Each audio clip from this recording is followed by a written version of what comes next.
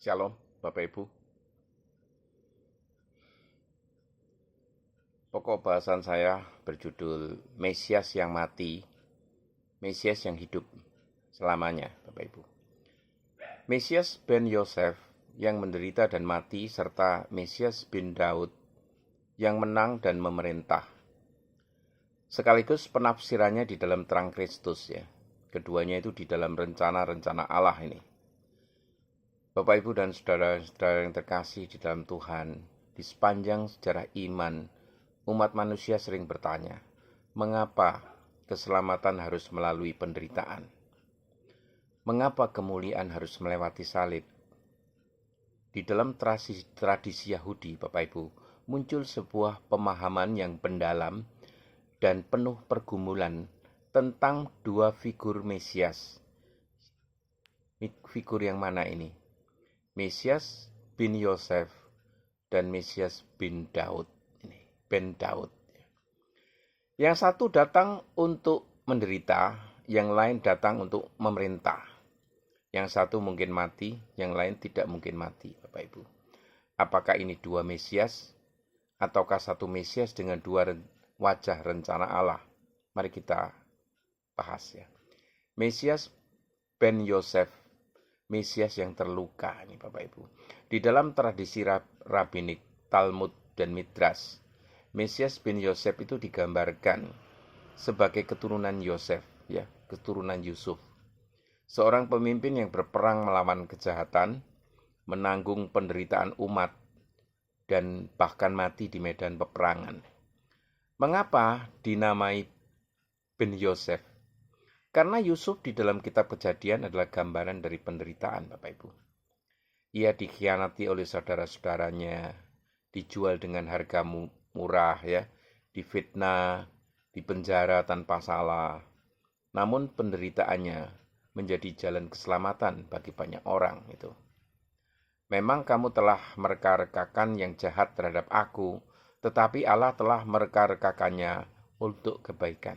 Di Kejadian 50 ayat 20 dikatakan begitu. Inilah pola dari Mesias ben Yosef ya. Penderitaan bukan kegagalan, luka bukan kekalahan, kematian bukan akhir, melainkan harga dari penebusan, Bapak Ibu. Nabi Yesaya telah menyanyikan lagu ini jauh ya sebelumnya ya. Ia dihina dan dihindari orang, seorang yang penuh kesengsaraan, tetapi dia tertikam oleh karena pemberontakan kita.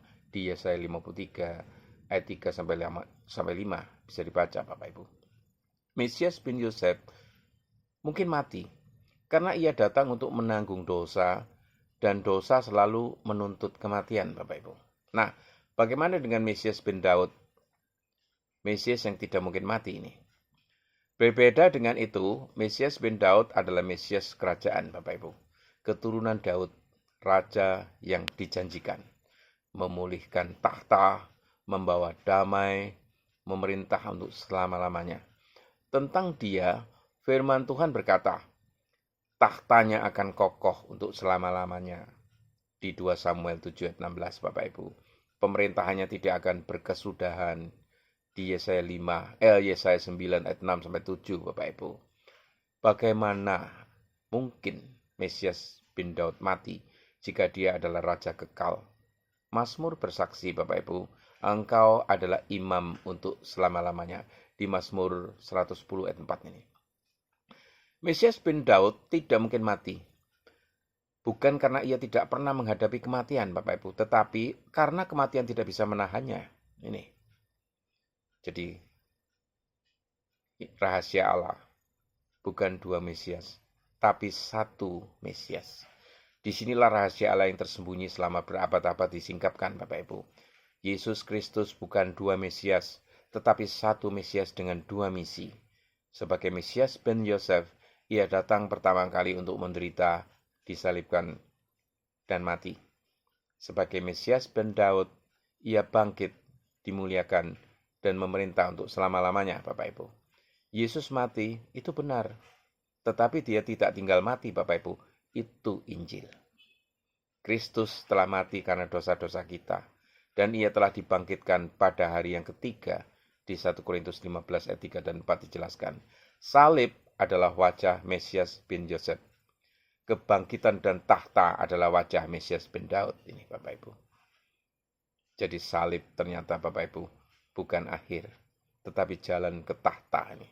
Bapak Ibu dan saudara-saudari yang terkasih, inilah pola dari kerajaan Allah. Salib mendahului mahkota. Kematian mendahului kebangkitan. Kerendahan mendahului kemuliaan Bapak Ibu. Bukankah Mesias harus menderita semuanya itu untuk masuk ke dalam kemuliaannya? Lukas 24 ayat 26 kalau nggak salah ya. Mesias bin Yosef mati supaya dosa dikalahkan. Mesias bin Daud hidup supaya kerajaan ditegakkan Bapak Ibu. Tanpa kematiannya tidak ada pengampunan. Tanpa kebangkitannya tidak ada pengharapan Bapak Ibu. Nah, sekarang aplikasi profetisnya bagi kita semua ya, bagi gereja, bagi seluruh umat Tuhan. Gereja hari ini sering menginginkan Mesias bin Daud tanpa Mesias bin Yosef Bapak Ibu. Ingin mahkota tanpa salib, ingin kemenangan tanpa penderitaan, ingin kuasa tanpa penyangkalan diri. Tetapi Tuhan berkata, barang siapa mau mengikut aku, ia harus menyangkal dirinya, memikul salibnya, dan mengikut aku. Sebelum kita memerintah bersama dia, kita dipanggil untuk mati bersama dia. Namun kabar baiknya, setiap kematian di dalam Kristus pasti berakhir dengan kebangkitan. Mesias bin Yosef mungkin mati karena kasihnya menuntut pengorbanan. Mesias bin Daud tidak mungkin mati karena hidup kekal adalah hakikatnya Bapak Ibu. Dan di dalam Yesus Kristus, kematian dan kehidupan bertemu. Salib dan tahta bersatu, air mata berubah menjadi mahkota. Akulah yang awal dan yang akhir, yang mati dan hidup sampai selama-lamanya. Wahyu 1 ayat 17 dan 18. Amin.